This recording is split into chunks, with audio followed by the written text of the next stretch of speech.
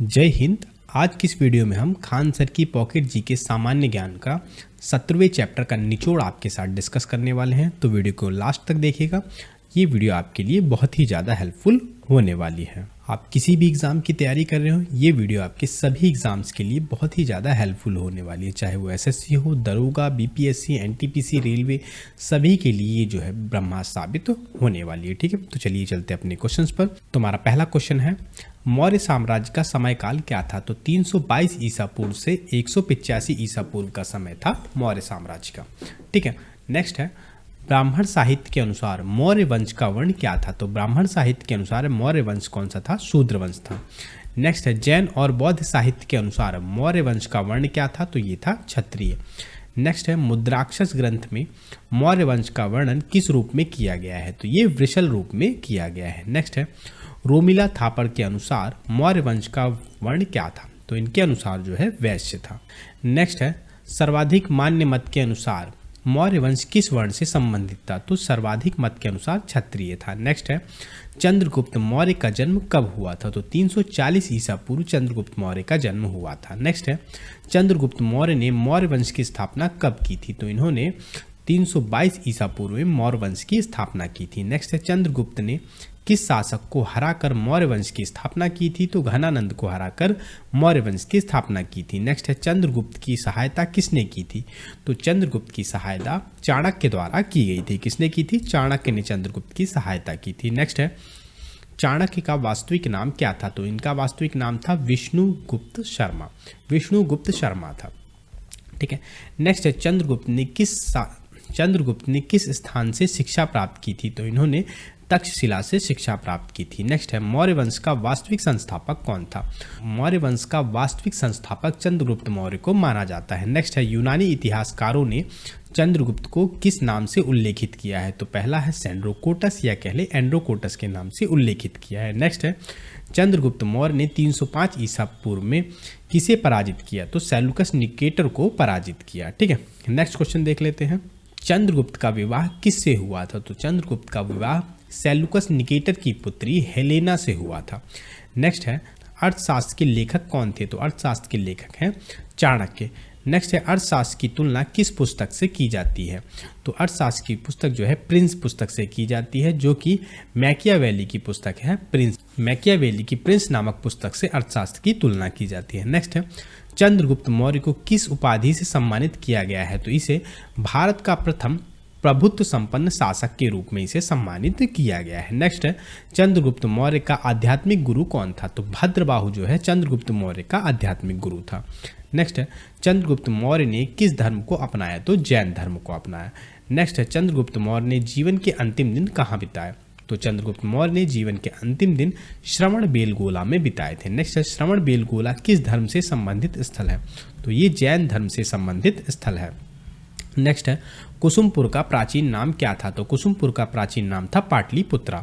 Next है, भारत में दास प्रथा के बारे में किसने जानकारी दी थी? तो मेगस्थनीज के द्वारा भारत में दास प्रथा की जानकारी दी गई थी। नेक्स्ट है, चंद्रगुप्त मौर्य के लिए वृषल शब्द का प्रयोग किसने किया था? तो विशाखदत्त ने जो है ये वृषल शब्द का प्रयोग किया था। नेक्स्ट है, पाटलिपुत्र के महलों को देखकर किसने टिप्पणी की थी? तो फाहयान ने टिप्पणी की थी। नेक्स्ट है, चंद्रगुप्त मौर्य को किन क्षेत्रों का अधिकार प्राप्त था? तो चंद्रगुप्त मौर्य को आर्या, आराचोसिया, गैंड्रोसिया और पारोपामिसाडे,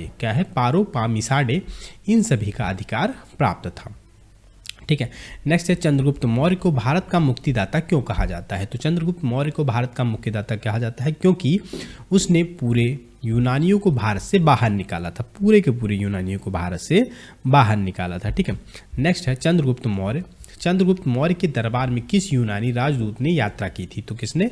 मेगस्थनीज ने यात्रा की थी। नेक्स्ट है, मेगस्थनीज ने कौन सी पुस्तक लिखी? तो मेगस्थनीज के द्वारा इंडिका पुस्तक लिखी गई। नेक्स्ट है, चंद्रगुप्त ने सेल्यूकस निकेटर को क्या उपहार दिया था? तो चंद्रगुप्त ने सेल्यूकस निकेटर को 500 हाथी उपहार में दिए थे।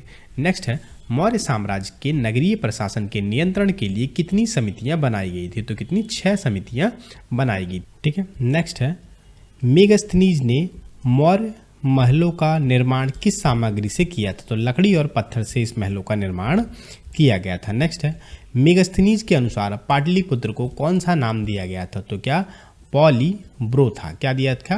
पॉलीब्रोथा। नेक्स्ट है, पाटलिपुत्र की विशेषताएं क्या थी? तो 570 बुर्ज और 64 मीनार थी पाटलिपुत्र की विशेषताएं। नेक्स्ट है, मेगस्थनीज ने मौर्य समाज की कितनी वर्गों में विभाजित किया था?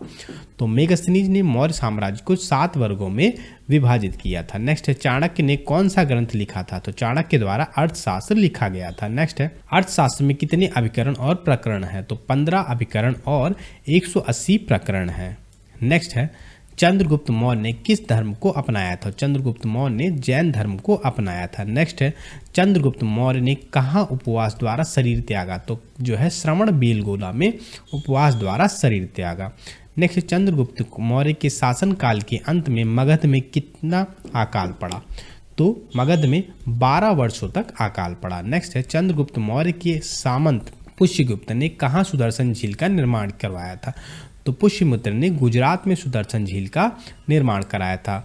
बिंदुसार का शासक बनने का समय काल कब था? तो बिंदुसार जो है 298 ईसा पूर्व में शासक बना था। नेक्स्ट है, बिंदुसार को यूनानी साहित्य में क्या कहा गया है? तो बिंदुसार को यूनानी साहित्य में अमित्रोचेटस या अमित्रघात कहा गया है। नेक्स्ट है, बिंदुसार का अनुयायी कौन सा संप्रदाय था? तो आजीवक संप्रदाय बिंदुसार का अनुयायी था। नेक्स्ट है, आजीवक संप्रदाय की स्थापना किसने की थी? तो मखलीपुत्र गोसाल। किसने? मखलीपुत्र गोसाल ने की थी। नेक्स्ट है, बिंदुसार ने यूनान के शासक से क्या मंगवाया था? तो बिंदुसार ने यूनान के शासक से मीठी शराब, सूखे मेवे और दार्शनिक मंगवाए थे। ठीक है, बिंदुसार के समय तक्षशिला में कितने विद्रोह हुए थे? बिंदुसार के समय में तक्षशिला में 2 विद्रोह हुए थे। नेक्स्ट है, नेपाल विद्रोह का दमन किसने किया था? तो नेपाल विद्रोह का दमन अशोक के द्वारा किया गया था। नेक्स्ट है, बिंदुसार की मृत्यु के समय अशोक कहाँ था? तो अशोक जो है उज्जैन में राज्यपाल के रूप में कार्यरत था। अशोक का राज्याभिषेक कब हुआ था? तो 69 ईसा पूर्व में अशोक का राज्याभिषेक हुआ था। नेक्स्ट है, अशोक ने किसके साथ सत्ता संघर्ष किया था? तो अपने भाइयों के साथ सत्ता संघर्ष किया था। किसने? अशोक ने। नेक्स्ट है, सिंघली अनुश्रुति के अनुसार अशोक ने कितने भाइयों की हत्या की थी? अशोक ने अपने 99 भाइयों की हत्या की थी। ठीक है, नेक्स्ट है, अशोक की माता का नाम क्या था? तो अशोक की माता का नाम था भीमा या सुभद्रांगी। नेक्स्ट है, अशोक की पत्नी कौन थी और उनके बच्चों के क्या नाम थे? ठीक है, उनकी पत्नी का नाम क्या था? देवी। और पुत्र कौन था? महेंद्र। और पुत्री कौन थी? संघमित्रा। नेक्स्ट है, महेंद्र और संघमित्रा ने कहाँ बौद्ध धर्म का प्रचार किया? तो श्रीलंका में जो है इन्होंने बौद्ध धर्म का प्रचार किया था। नेक्स्ट है, अशोक की दूसरी पत्नी का क्या नाम था? तो कारुवाकी। क्या नाम था? कारुवाकी अशोक की दूसरी पत्नी का नाम था। नेक्स्ट है, अशोक के बेटे का नाम क्या था? तो तीवर। अशोक के बेटे का नाम तीवर था। नेक्स्ट है, चीनी विवरण के अनुसार बिंदुसार का क्या नाम था? तो बिंदुपाल। नेक्स्ट है, जैन ग्रंथ के अनुसार बिंदुसार का क्या नाम था? सिंहसेन। नेक्स्ट है, स्ट्रेबो के अनुसार बिंदुसार का क्या नाम था? अलिड्रोकेट्स। क्या था? अलिड्रोकेट्स। नेक्स्ट है, वायु पुराण के अनुसार बिंदुसार का क्या नाम था? भद्रसार या भाद्रासार। नेक्स्ट है, अशोक ने तिस्यरक्षिता को कैसे मारा था? तो अशोक ने तिस्यरक्षिता को क्रोधित होकर जो है उसे जिंदा जला दिया था। नेक्स्ट है, पुराण में अशोक को किस नाम से जाना जाता है? तो अशोक वर्धन के नाम से। नेक्स्ट है, गिरनार अभिलेख में अशोक को किस नाम से जाना जाता है? अशोक मौर्य के नाम से। नेक्स्ट है, मास्की, गुर्जरा, नेट्टूर, उदयगोलम अभिलेख में अशोक को किस नाम से जाना जाता है? अशोक के नाम से। नेक्स्ट है, भाभू अभिलेख में अशोक को किस नाम से जाना जाता है? प्रियदर्शी के नाम से। नेक्स्ट है, राजतरंगिणी के अनुसार अशोक पहले किसका अनुयायी था? तो भगवान शिव का अनुयायी था। नेक्स्ट है, राजतरंगिणी के अनुसार अशोक ने कहाँ शहर की स्थापना की थी? तो श्रीनगर में शहर की स्थापना की थी। नेक्स्ट है, राजतरंगिणी के अनुसार अशोक ने कहाँ शिव मंदिर बनवाया था? तो श्रीनगर में शिव मंदिर बनवाया था। नेक्स्ट है, राजतरंगिणी को भारतीय इतिहास की क्या माना जाता है? तो राजतरंगिणी को भारतीय इतिहास की प्रथम पुस्तक माना जाता है। नेक्स्ट है, राजतरंगिणी के लेखक कौन थे? तो कल्हण जो है राजतरंगिणी के लेखक थे। नेक्स्ट है, अशोक ने नेपाल में कौन सा शहर बसाया था? तो ललित पाटन शहर। कौन सा? ललित पाटन शहर बसाया था। नेक्स्ट है, अशोक ने किस वर्ष में कलिंग युद्ध किया था? तो 261 ईसा पूर्व में कलिंग युद्ध किया था। नेक्स्ट है, कलिंग युद्ध में अशोक के विरोधी शासक का क्या नाम था? तो नंदराज था।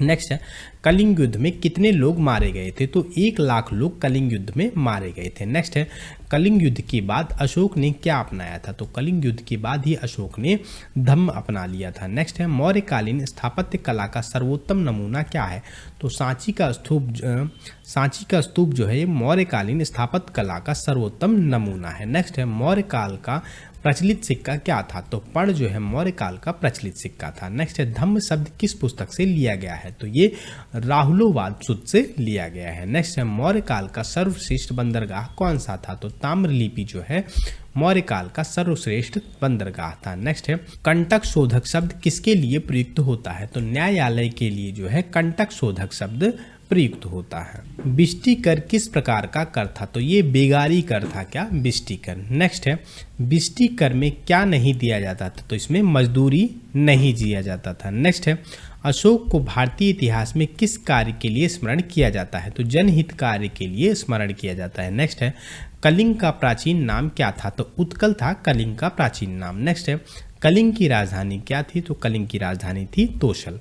नेक्स्ट है खारवेल किस वंश से संबंधित है, तो महामेघवाहन वंश से संबंधित है। नेक्स्ट है खारवेल ने कहाँ शिलालेख उत्कीर्ण करवाया था, तो उदयगिरी की पहाड़ियों में शिलालेख उत्कीर्ण करवाया था।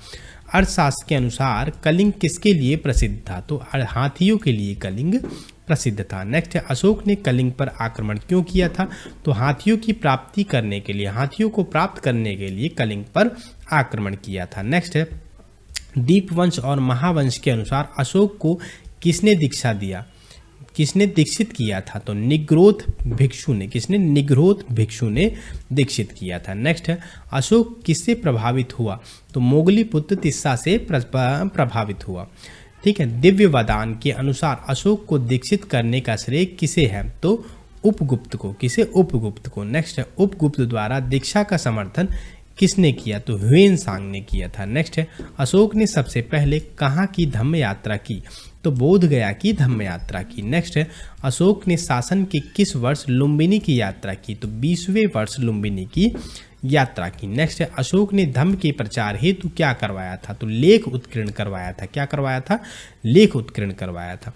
अशोक को लेख उत्कीर्ण करने की प्रेरणा किससे मिली, तो डेरियस प्रथम से उसको प्रेरणा मिली। नेक्स्ट है अशोक के लेखों की खोज किसने की, तो की थी स्टीफन थेलर ने जो है इसकी अशोक के लेखों की खोज की थी। नेक्स्ट है अशोक के लेखों को सर्वप्रथम किसने पढ़ा, जेम्स प्रिंसेप ने। किसने, जेम्स प्रिंसेप ने पढ़ा था। अभिलेखों का विषय क्या होता था, तो प्रशासनिक होता था। अभिलेखों का विषय क्या होता था, ये प्रशासनिक होता था। नेक्स्ट है रुम्मनदेही अभिलेख किस विषय से संबंधित था, तो कर नीति से संबंधित था। नेक्स्ट है लुम्बिनी यात्रा के समय भू राजस्व की दर कितनी कर दी गई थी, तो 1/8 कर दी गई थी।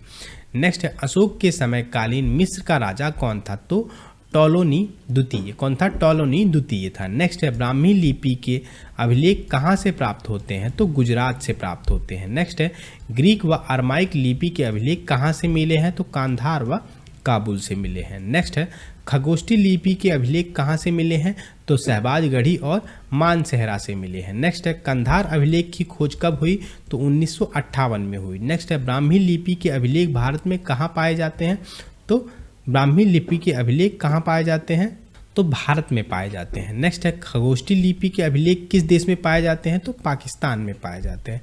नेक्स्ट है ग्रीक लिपि के अभिलेख कहाँ पाए जाते हैं, तो ग्रीक लिपि के अभिलेख पाए जाते हैं अफगानिस्तान में। नेक्स्ट है अरमाइक लिपि के अभिलेख कहाँ प्राप्त होते हैं, तो अफगानिस्तान में। नेक्स्ट है ब्राह्मी लिपि किस दिशा में लिखी जाती है, तो ब्राह्मी लिपि जो है बाएं से दाएं लिखी जाती है। नेक्स्ट है खगोष्ठी लिपि किस दिशा में लिखी जाती है, तो दाएं से बाएं लिखी जाती है। नेक्स्ट है अशोक ने कहाँ राजाज्ञाएं स्थापित करवाई थी, तो सार्वजनिक स्थानों पर जो है राजाज्ञाएं स्थापित करवाई थी। नेक्स्ट है द्विभाषीय अभिलेखों में कितनी लिपियां होती हैं, तो 2 लिपियां होती हैं द्विभाषीय अभिलेखों में। नेक्स्ट है सारे कुना अभिलेख किस लिपि में है, तो ग्रीक व अरमाइक लिपि मिश्रित लिपि में है सारे कुना अभिलेख। नेक्स्ट है सारे कुना अभिलेख कहाँ से प्राप्त हुआ है, तो गांधार से प्राप्त हुआ है। नेक्स्ट है अशोक ने अभिलेखों को कितने भागों में बांटा था, तो 3 भागों में बांटा है। नेक्स्ट है अशोक के अभिलेखों के 3 भाग कौन कौन से थे, तो शिलालेख, स्तंभ लेख और गुहा लेख। नेक्स्ट है अशोक ने कितने स्थानों पर वृहत शिलालेख स्थापित करवाए थे? तो 8 स्थानों पर वृहत शिलालेख स्थापित करवाए थे। नेक्स्ट है, वृहत शिलालेख की कुल संख्या कितनी है? तो 14 है वृहत शिलालेख की संख्या। नेक्स्ट है, शाहबाजगढ़ी शिलालेख कहाँ स्थित है? तो पाकिस्तान के पेशेवर में स्थित है। नेक्स्ट है, मानसहरा शिलालेख कहाँ स्थित है? तो ये भी जो है पाकिस्तान के अंदर है। नेक्स्ट है, कालसी शिलालेख कहाँ स्थित है? तो देहरादून उत्तराखंड के अंदर है। नेक्स्ट है, जूनागढ़ गिरनार शिलालेख कहाँ स्थित है? तो ये है गुजरात के अंदर। नेक्स्ट है, धौला शिलालेख कहाँ स्थित है? तो उड़ीसा के अंदर। जोगढ़ शिलालेख कहाँ स्थित है? तो उड़ीसा के अंदर। सोपारा शिलालेख कहाँ स्थित है? महाराष्ट्र ठाणे के अंदर। नेक्स्ट है, एर्रीगुडी शिलालेख कहाँ स्थित है? आंध्र प्रदेश कुर्नूल के अंदर। पहले शिलालेख में क्या आदेश दिया गया? तो पशुवध पर प्रतिबंध किया गया, ये प्रथम शिलालेख में है। नेक्स्ट है, दूसरे शिलालेख में क्या उल्लेखित किया गया? मनुष्य व पशु चिकित्सालयों का निर्माण और लोक कल्याणकारी कार्यों का वर्णन है, किसमें? दूसरे शिलालेख में। नेक्स्ट है, तीसरे शिलालेख में किसकी नियुक्ति का उल्लेख है? तो राजुक या सज्जुक की नियुक्ति का उल्लेख। तो ये क्या है? ये है अशोक के 14 शिलालेख और उन पे क्या क्या उत्कीर्ण है। ठीक है, तो तीसरे शिलालेख में अधिकारियों के लिए क्या निर्देश दिए गए? तो हर 5 वर्ष में राज्य भ्रमण। नेक्स्ट है, चौथे शिलालेख में रण घोष के स्थान पर क्या घोषित किया गया? धम्म घोष। नेक्स्ट है, 5वें शिलालेख में किसकी नियुक्ति की गई? तो धम्म महामंत्रों की नियुक्ति की गई। नेक्स्ट है, छठे शिलालेख में क्या आदेश दिए गए? प्रतिवेदकों को आदेश और प्रशासनिक सुधार।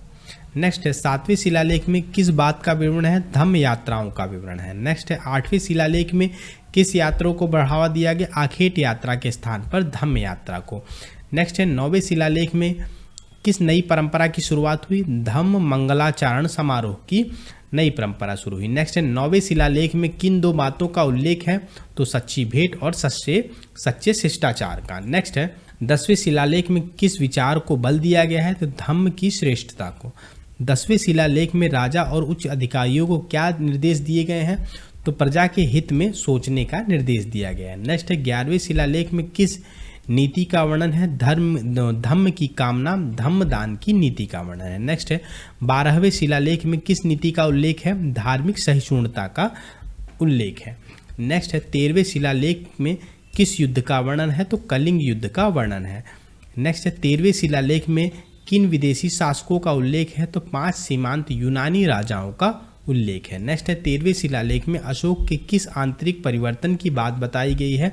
तो हृदय परिवर्तन की बात बताई गई है। नेक्स्ट है, 14वें शिलालेख में क्या किया गया है? तो इसमें पहले 13 शिलालेखों का पुनरावलोकन किया गया है। ठीक है, नेक्स्ट है, 14वें शिलालेख में जनता को किस बात के लिए प्रेरित किया गया है? तो धार्मिक जीवन बिताने के लिए इन्हें प्रेरित किया गया है। नेक्स्ट है, पृथक कलिंग प्रज्ञापन में अशोक ने प्रजा को किस्म के समान बताया है? तो अपनी संतान के समान जो है अशोक ने प्रजा को बताया है। नेक्स्ट है, धौली और जोगढ़ के 13वें अभिलेख में क्या विशेष बात लिखी गई है? तो इसमें जो है प्रजा को अपनी संतान के समान बताया गया है। नेक्स्ट है, अशोक ने 11वें, 12वें, 13वें शिलालेख में कौन सा परिवर्तन किया? तो पृथक कलिंग प्रज्ञापन।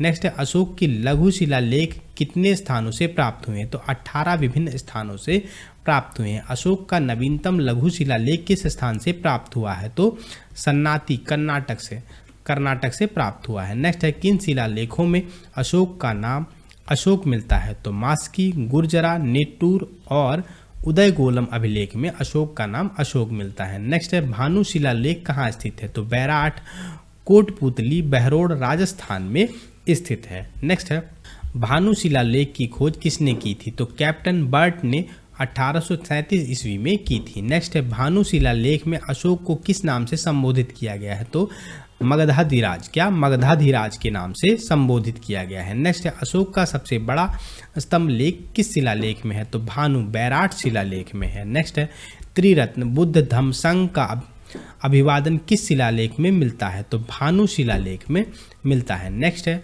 अशोक ने स्वयं को मगधराज किस शिलालेख में बताया है? तो भानु शिलालेख में अपने आप को मगधराज बताया है। नेक्स्ट है, भारत में शिलालेखों का प्रचलन सर्वप्रथम किसने शुरू किया था? तो अशोक ने जो है सर्वप्रथम शुरू किया था। नेक्स्ट है, अशोक ने स्वयं को बुद्ध शाक्य किस शिलालेख में कहा है? तो मास्की शिलालेख में कहा है। तो नेक्स्ट है मास्की शिलालेख की खोज किसने और कब की थी? तो विडेन ने 1915 ईस्वी में की थी। नेक्स्ट है अशोक के बृहद स्तंभ लेख कितने स्थानों से प्राप्त हुए हैं? तो 6 स्थानों से 7 लेख प्राप्त हुए हैं। नेक्स्ट है अशोक का कौन सा स्तंभ लेख मूल रूप से अंबाला में था और दिल्ली लाया गया? तो दिल्ली टोपारा स्तंभ लेख। कौन सा? दिल्ली टोपरा स्तंभ लेख। नेक्स्ट है किस स्तंभ लेख में अशोक के 7 लेख उत्कीर्ण है? तो दिल्ली के टोपरा स्तंभ में। नेक्स्ट है दिल्ली मेरठ स्तंभ लेख मूल रूप से कहाँ स्थित है? तो ये मेरठ के अंदर है। नेक्स्ट है दिल्ली मेरठ स्तंभ को दिल्ली किसने स्थापित करवाया? तो फिरोज शाह तुगलक ने उसे दिल्ली में स्थापित करवाया था। नेक्स्ट है लौरिया नंदनगढ़ अभिलेख किस राज्य में है और इस पर किसका लेख है? तो लौरिया नंदनगढ़ कहाँ है? ये बिहार में है, औरंगजेब का ये अभिलेख है। लौरिया अरेराज अभिलेख कहाँ स्थित है? तो ये चंपारण बिहार के अंदर है।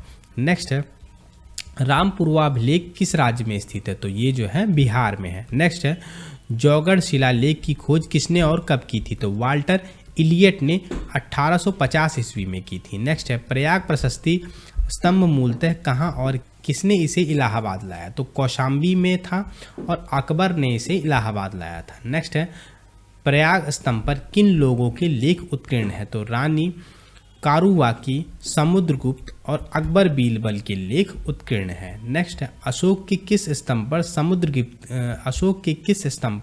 समुद्रगुप्त की प्रयाग प्रशस्ति खुदी है? तो प्रयाग प्रशस्ति अभिलेख पर। नेक्स्ट है मध्य प्रदेश में अशोक के शिलालेख कहाँ पाए गए हैं? तो रूपनाथ और गुर्जरा में। नेक्स्ट है कर्नाटक में अशोक के शिलालेख किन स्थानों से प्राप्त किए गए हैं? तो गोवीमठ, ब्रह्मगिरी, सिद्धपुर, जेटी ग्रामेश्वर और कनगनहल्ली और पालकी गुंडू। नेक्स्ट है बिहार में अशोक के शिलालेख कहाँ पाए गए हैं? तो सासाराम में बिहार में अशोक के शिलालेख पाए गए हैं। नेक्स्ट है उत्तर प्रदेश में अशोक का शिलालेख कहाँ है? तो अहरौरा शिलालेख है। नेक्स्ट है अशोक के साथ निगाली सागर, जागौड़ और रामपुरवा किससे संबंधित हो? तो ये सभी जो है शिलालेख से संबंधित है। नेक्स्ट है अशोक के लघु स्तंभ लेखों में किस प्रकार की सामग्री मिलती है? तो राजकीय घोषणाएं मिलती हैं। नेक्स्ट है अशोक स्तंभ कहाँ स्थित है? तो अशोक स्तंभ है सांची में। नेक्स्ट है आमेघ स्तूप कहाँ स्थित है? तो आमेघ स्तूप स्थित है सारनाथ के अंदर। नेक्स्ट है सांची और सारनाथ लेखों में किस विषय के आदेश दिए गए हैं? तो संघ भेद को रोकने के आदेश दिए गए हैं। नेक्स्ट है अशोक ने निगाली सागर अभिलेखों में क्या कार्य करवाया है? तो कनक मुनि स्तूप का जीर्णोद्धार करवाया है। नेक्स्ट है अशोक ने लुम्बिनी ग्राम का कौन सा कर माफ किया? तो धार्मिक कर जिसे बलि कर कहा जाता था वो लुम्बिनी ग्राम का माफ किया था।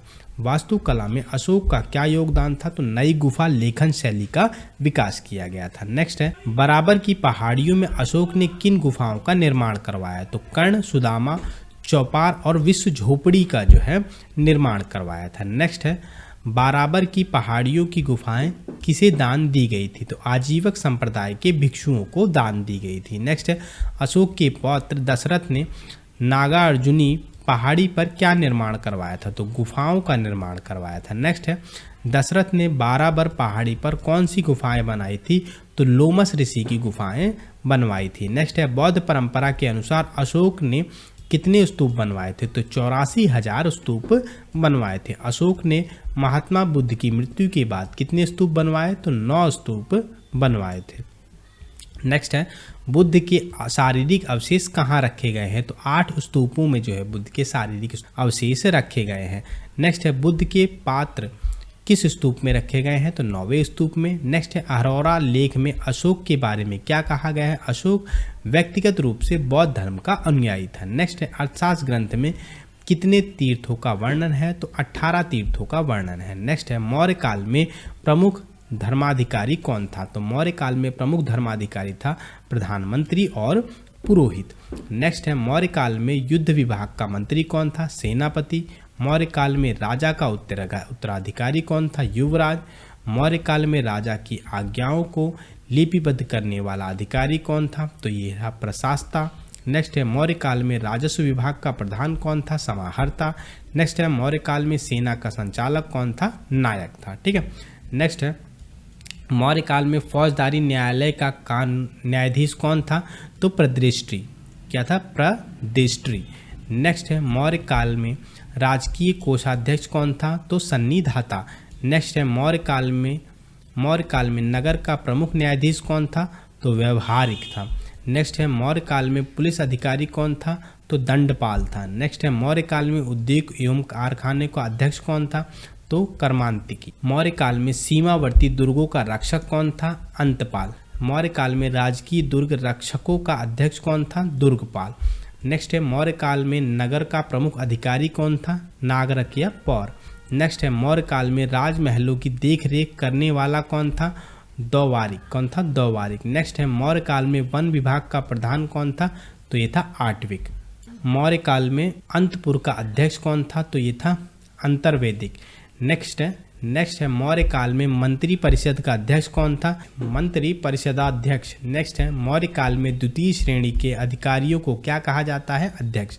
नेक्स्ट है अर्थशास्त्र में कितने अध्यक्षों का उल्लेख है? तो 26 अध्यक्षों का उल्लेख है। नेक्स्ट है अर्थशास्त्र में कितने प्रमुख व्यापारी राजमार्गों का वर्णन है? तो 4। नेक्स्ट है कौटिल्य के अनुसार उत्तरापथ की तुलना में कौन सा पथ अधिक महत्वपूर्ण है? तो यह है दक्षिणापथ। नेक्स्ट है अशोक के काल में प्रांतों की संख्या कितनी बताई गई है? तो 5। नेक्स्ट है मौर्य काल में प्रांतों का शासन किनके अधीन होता था? तो कुमार या आर्यपुत्र के। नेक्स्ट है उत्तरापथ प्रांत की राजधानी क्या थी? तो तक्षशिला। नेक्स्ट है दक्षिणापथ प्रांत की राजधानी क्या थी? तो उत्तरापथ प्रांत की राजधानी थी तक्षशिला, दक्षिणापथ प्रांत की राजधानी थी सुवर्णगिरी। क्या थी? सुवर्णगिरी। नेक्स्ट है अवंती राष्ट्र प्रांत की राजधानी क्या थी? उज्जैनी। कलिंग प्रांत की राजधानी क्या थी? तोसली। प्राची मध्य प्रदेश प्रांत की राजधानी क्या थी? पाटलिपुत्र। नेक्स्ट है मौर्य काल में प्रांतों को किस नाम से जाना जाता था? चक्र। नेक्स्ट है मौर्य काल में प्रांतों का विभाजन किस इकाई में किया गया था? विषय। नेक्स्ट है विषय का प्रशासनिक अधिकारी कौन होता था? विषयपति। नेक्स्ट है जिले का प्रशासनिक अधिकारी कौन होता था? स्थानिक। नेक्स्ट है स्थानिक किसके अधीन होता था? समाहर्ता के। नेक्स्ट है मेगास्थनीज के अनुसार नगर प्रशासन के लिए किसने सदस्यों का मंडल होता था? तो 30 सदस्यों का मंडल होता था। नेक्स्ट है मेगास्थनीज के अनुसार नगर प्रशासन की मंडली कितनी समितियों में विभाजित की गई थी? तो 6 समितियों में। नेक्स्ट है प्रत्येक समितियों में कितने सदस्य होते थे? 5 सदस्य होते थे। नेक्स्ट है मौर्य काल में नगरीय प्रशासन की प्रथम समिति का कार्य क्या था? तो उद्योग शिल्पों के लिए किया जाता था। नेक्स्ट है मौर्य काल में नगरीय प्रशासन की द्वितीय समितियों का क्या कार्य था? तो विदेशियों की देखभाल का कार्य था। नेक्स्ट है मौर्य काल में नगरीय प्रशासन की तृतीय समिति का क्या कार्य था? तो जन्म मरण का कार्य सौंपा गया था। नेक्स्ट है मौर्य काल में नगरीय प्रशासन की चतुर्थ समिति का क्या कार्य था? तो व्यापार और वाणिज्य इनका कार्य था। नेक्स्ट है मौर्य काल में नगरीय प्रशासन की पंचम समिति का क्या कार्य था? वस्तुओं के विक्रय का कार्य था। नेक्स्ट है मौर्य काल के नगरीय प्रशासन की छठी समिति का क्या कार्य था? तो बिक्री कर का कार्य था। नेक्स्ट है बिक्री कर के रूप में कितना भाग वसूला जाता था? तो मूल्य का 10वां भाग वसूला जाता था। मेगास्थनीज के अनुसार मार्ग निर्माण का अधिकारी कौन था? तो एग्रोनोमाई। नेक्स्ट है मेगास्थनीज के अनुसार सैन्य विभाग कितनी समितियों में विभक्त था? तो 6 समितियों में। नेक्स्ट है सैनिक प्रबंधन की देखरेख करने वाला अधिकारी कौन था? तो अंतपाल। नेक्स्ट है सैन्य विभाग का सबसे बड़ा अधिकारी कौन था? सेनापति। नेक्स्ट है प्लिनी के अनुसार चंद्रगुप्त की सेना में कितने पैदल सिपाही थी? तो 6 लाख। नेक्स्ट है प्लिनी के अनुसार चंद्रगुप्त की सेना में कितने घुड़सवार थे? तो 30,000। कितने थे? 30,000। नेक्स्ट है प्लिनी के अनुसार चंद्रगुप्त की सेना में कितने हाथी थे? 9,000। नेक्स्ट है व्यापारिक कर विभाग का अधिकारी कौन था? तो शुल्काध्यक्ष। कौन था? शुल्काध्यक्ष। नेक्स्ट है खान विभाग का अध्यक्ष कौन था?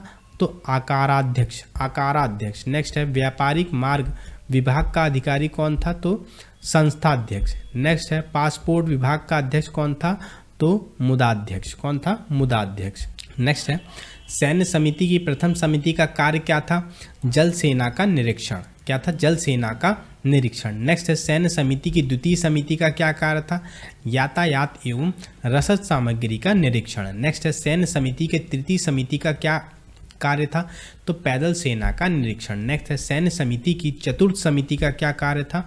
तो अश्वसेना का निरीक्षण। नेक्स्ट है सैन्य समिति की पंचम समिति का क्या कार्य था, तो गज सेना का निरीक्षण। नेक्स्ट है सैन्य समिति की षष्ठ समिति का क्या कार्य था, रथ सेना का निरीक्षण। नेक्स्ट है मेगास्थनीज ने भारतीय समाज को कितने वर्गों में विभाजित किया था, तो 7 वर्गों में। नेक्स्ट है भारतीय समाज के मेगास्थनीज द्वारा बताए गए 7 वर्गों में कौन कौन से वर्ग शामिल है, तो पहला है दार्शनिक, दूसरा व्यापारी, तीसरा किसान, चौथा कारीगर, पांचवा है चरवाहा, पांचवा है सैनिक,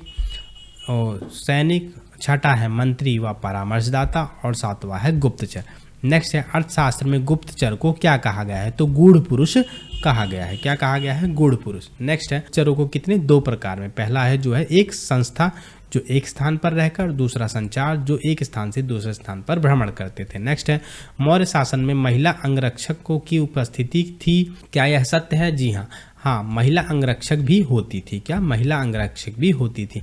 अर्थशास्त्र में भूमि छिद्र न्याय का क्या वर्णन है, तो भूमि छिद्र न्याय का वर्णन अर्थशास्त्र में किया गया है। नेक्स्ट है सरकारी भूमि को क्या कहा जाता है, तो सीता भूमि कहा जाता है। नेक्स्ट है वर्षा के बिना खेती योग्य भूमि को क्या कहा जाता है, तो आदेव मात्रक कहा जाता है। नेक्स्ट है सीता अध्यक्ष कौन था, तो कृषि के अधिकारी को सीता अध्यक्ष कहा जाता है। गुप्तचरों को ओवरसियर और इंस्पेक्टर किसने कहा है, तो एरियन और स्ट्रैबो ने। नेक्स्ट है गुप्तचर विभाग को किसके अधीन रखा गया है, तो महामात्य सर्प के अधीन। किसके, महामात्य सर्प के अधीन। नेक्स्ट है रूपा जीवा कौन थी, तो ये स्वतंत्र रूप से वेश्यावृत्ति करने वाली स्त्रियां थी। नेक्स्ट है गणिकाध्यक्ष का क्या कार्य था, तो गणिकाध्यक्ष वेश्यावृत्ति करने वाली स्त्रियों का निरीक्षण करती थी। नेक्स्ट है अनिष्कासनी किसे कहा जाता था, तो संभ्रांत घर की स्त्रियां जो प्रायः घर के अंदर ही रहती थी उन्हें अनिष्कासनी कहा जाता था। मौर्य शासन का अंतिम शासक कौन था, तो ये था बृहद्रथ था।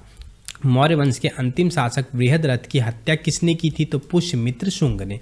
नेक्स्ट है मौर्यकालीन न्यायिक व्यवस्था कितनी प्रकार की थी, तो 2 प्रकार की। पहला है धर्म स्थानीय व्यवस्था और कंटक शोधक न्यायालय। नेक्स्ट है मौर्य वंश के शासकों की संख्या कितनी थी, तो और भागवत पुराण और वायु पुराण के अनुसार, तो भागवत पुराण के अनुसार 10 राजा और वायु पुराण के अनुसार 9 राजा थे।